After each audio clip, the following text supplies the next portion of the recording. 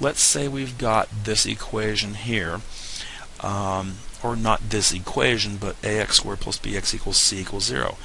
Given an quadratic equation, how do we know what process to use and when? Well, I'm going to tell you if c is equal to 0, if that number right there is 0, we're going to factor. Let me make up some numbers here. Let's pretend we've got 3x squared plus 8x, and I'm not going to have any c value there, just equals 0. Notice we can factor out a greatest common factor of x, leaving the 3x plus 8, and factoring is a viable method there.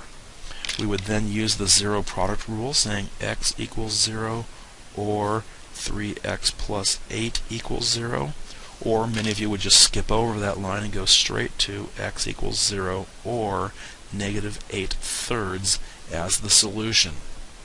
Now, what if b equals 0? That means there's no middle term up in that expression.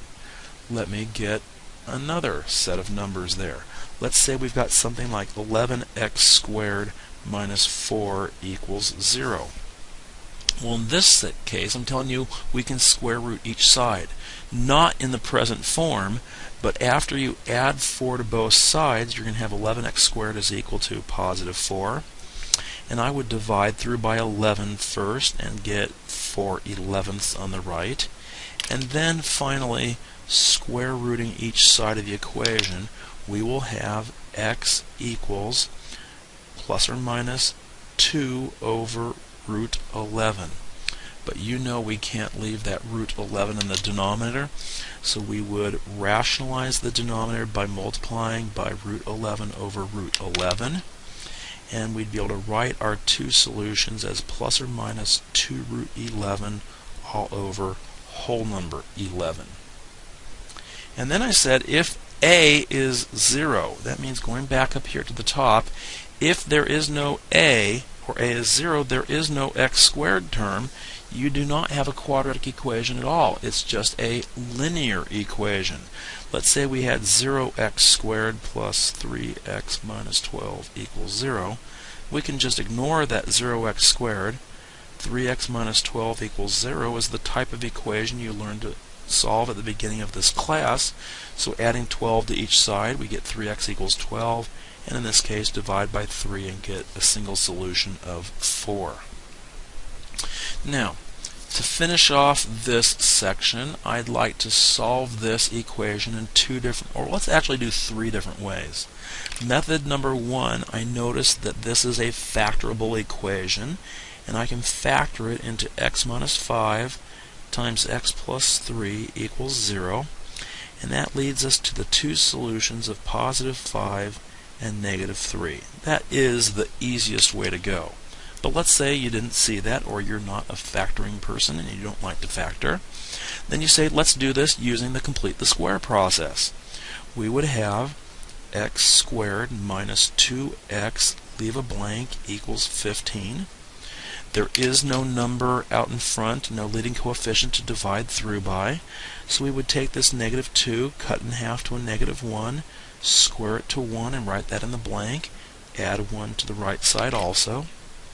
Then we would complete the square, putting an x in, a parentheses, a quantity squared, add together on the right to get 16.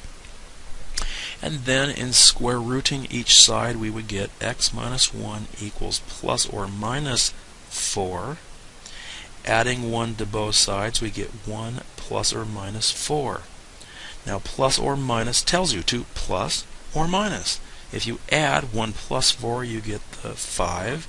And if you subtract 1 minus 4, you get the negative 3. Okay, let's do this one more time, and this time we're going to use the quadratic formula. So I would begin with b squared minus 4ac. b is negative 2, so we're going to have negative 2 squared minus 4 times a is 1 times c, which is negative 15. That gives me 4 plus 60, making 64. Now finishing off the rest of the quadratic formula, we'd have x equals negative b plus or minus the square root of 64 all over 2a. That becomes negative b, that's 2 plus or minus 8 all over 2 times 1, which is 2. And if I plus them or minus them, adding 2 plus 8, I get 10 over 2, which is 5.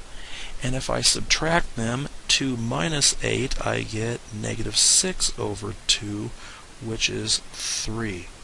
So I think it's kind of neat that in this problem I'm able to show you all three methods you have of solving a quadratic equation and show you that you'll get the same answer using each of these techniques.